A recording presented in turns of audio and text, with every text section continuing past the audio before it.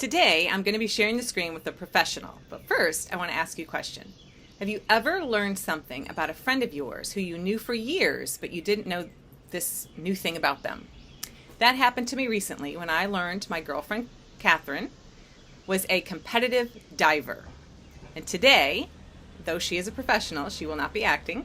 She will be telling us a true story from her diving days and a very valuable lesson that's in it for all of us. Take it away, Catherine. Thanks, Jennifer. I know many of you are looking at me going, but of course she was a diver. Many years ago. So when we were talking, I was telling a story about, I loved diving. I just absolutely loved it. And I had great height, and competitive diving, the higher the difficulty, the higher your score is going to be, regardless of what they give you for a score. So we always wanted to get a more difficult dive. And my coach, Dave, said, Catherine, you've got great height. You don't have to just do a backflip off the board. You can do a back 1.5. Well, that's pretty scary. I mean, when you're going to try anything new, we all know that, no matter what it is. So I was like, okay, I'm not sure that I'm ready for that. And he said, I promise you, I will call you out of it. I will call you. You just need to listen to me. You just keep going around. Don't pull out, which was the term, until you hear my voice. And so I got on that board and I was, very scared. And I did my thing, went up in the air, did my somersault, and I'm like, where is he? Where is he? Why hasn't he called me out? Why hasn't he called me out? I'm sure it's time. I'm sure it's time. So I pulled myself out and I went flat on my back. And if anybody's ever done like a belly flop or a back, hit their back on the water, it hurt. And literally when I was kind of falling into the water, I heard him call me out. So I had already pulled myself out.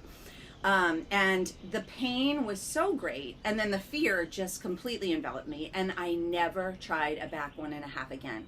And the lesson there was I never trusted him. I did not trust him. I trusted my own instincts, and my own instincts were wrong. And because of my own instincts, I never really trusted myself again either. And how often can we do that with God?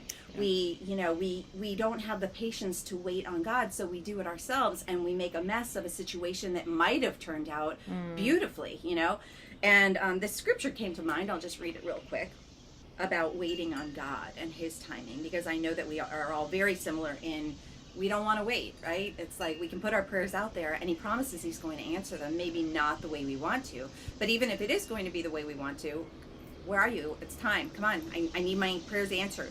So this scripture in Psalm 27, verse 13 and 14, it says, I am still confident of this.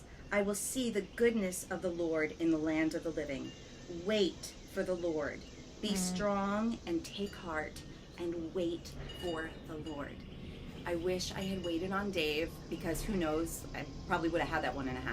But I have to fight, we all do, to wait on God. His timing is perfect, and He knows what He's doing, and we don't always. So anyway.